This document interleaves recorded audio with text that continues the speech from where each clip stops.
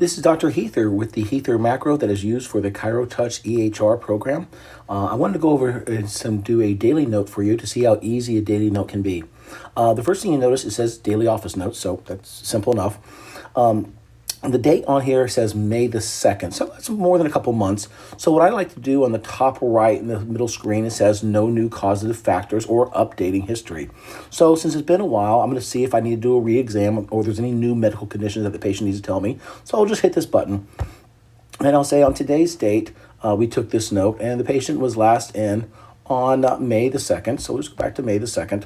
And since we saw you last, has there been any new falls, trips, slips, or accidents, hospitalizations, or surgeries? They say no, we move on. From there, we change the date to today's date. And as silly as this sounds, why would I do this? A, so I know when the patient was in last, but also, if I have another staff member, for example, helping me out, gather the patient's information, start the notes on them, I would say that, everything's current. The date has already been changed, so all the notes after this are up to date. So the first thing I have is the patient has neck pain that was rated a 3 the last time they were in. How's your neck pain today? Oh, it's about a 2. No problem, we change it. Or we can say it's between a 1 or 2. And they're not having any stiffness with this, so it's not stiff. Do you have any pain going to the right shoulder? And the answer is going to be no. They don't have pain going to the right shoulder, but they did yesterday. So from there, from the main menu on the far right, there's a button that says last felt on or more pain on. So they last felt this pain yesterday. Notice I didn't rate this. I could if I wanted to, but I didn't. If I were going to rate it, I would simply take my iPad, shake it, hit undo, and then I would say they last felt this pain yesterday, and it was rated a 9. I can also ask them how many days in a row they've had this pain. On the top right, they've had this pain for the last 6 days in a row. So that's kind of impressive that, they've had it for this long. We can also go back to the neck pain, and the patient may add something and say, oh, how's my neck feel? Oh, it feels very throbbing or achy or burning. From the main menu, we have a button that says pain descriptions. We can call it achy and burning. They're all in alphabetical order as far as common descriptions go, and that gives me an idea of where they are at this moment. The next time they come in, I would simply take that adjective, put my hand on the keyboard for 3 seconds by the T and the U and move our fingers down. And now we used our iPad as a cursor and we use the keyboard to delete things. From there, we asked the person if they had any upper back pain, and let's say they do, and the upper back pain is rated a 5. But they also today have a new complaint of low back pain. So when I do a new complaint, it's very easy. There's a button called New Complaint. And they have on the far left, new complaints with pains and stiffness. And from there, we can say they have low back pain that's rated a 3. They're having it with stiffness, and it began yesterday.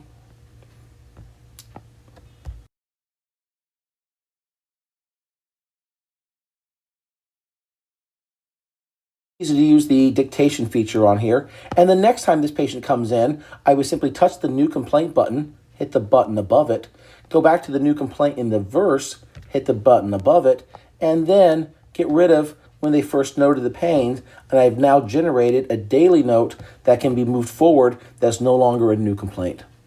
Since they did have a new complaint of low back pain, I can go under my assessment portion, and between diagnosis, status, and prognosis, I can put my cursor in front of prognosis, and on the top right is the word progress. Well, today they have a new condition that is bulleted as a single condition. I could have also used the progress button for all and said that they're improved, their headaches have improved, their low back is worse, they're the same, they've exacerbated themselves, they have new conditions, they're progressing, they're not progressing. Most of this is used during exams, but you can also update the progress whenever you want.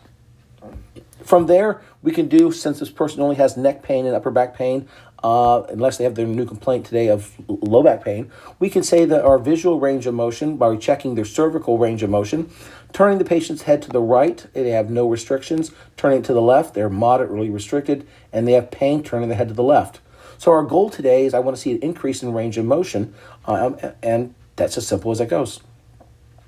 After their adjustment, I would go do cervical rotation after the adjustment, and I would say they are now mildly restricted going to the left, and they have no pain, so our goal was met for left rotation.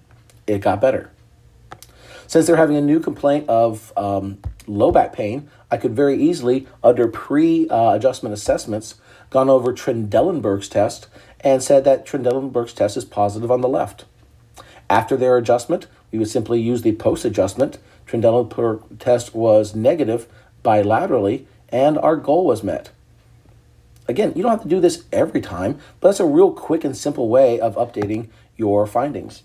Going back to palpation findings, let's say this person was tender, had no tenderness today.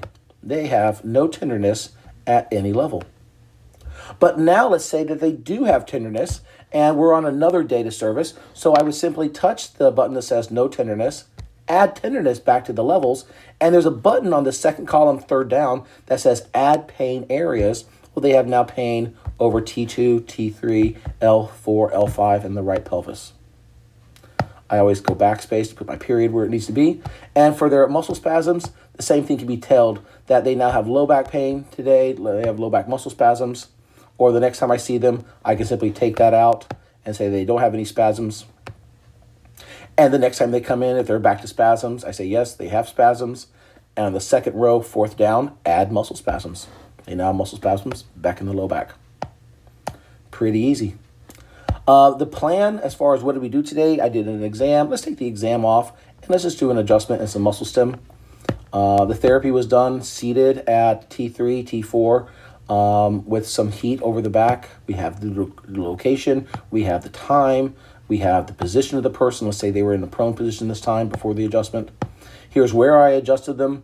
Let's say I'm going to adjust the low back today because they have a new complaint.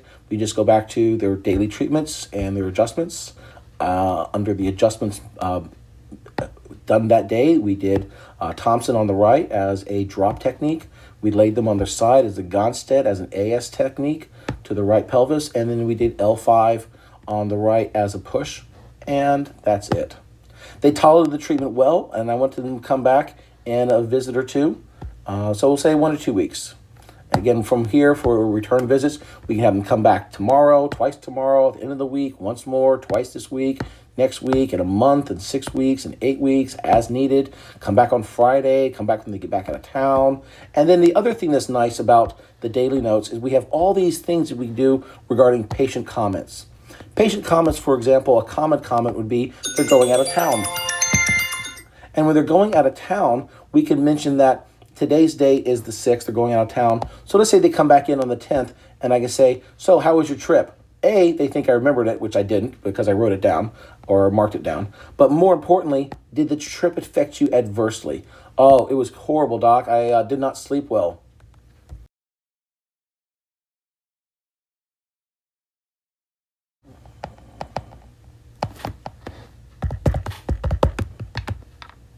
So easy to write, easy to put down, and that's how you would simply update a daily note. The next time they come in, I would get rid of this by touching the T and the U on the keyboard, scrolling down. That's how easy it is to delete with the iPad. I strongly recommend using an iPad. This is a 7. You can use a 7 or higher up. The dictation feature is a must, and it comes with everything over the 3, so you should be fine with that. Again, next time I see this person, I can get rid of this very simply. And just add to it that they are no longer having any new complaints. If you have any questions regarding the Hether Macro, please feel free to call me at 386-734-0702. The macro is $500. It comes with an hour Zoom training that tells you how to use it to implement it for your office. And I'm confident I can help your office grow. Thank you.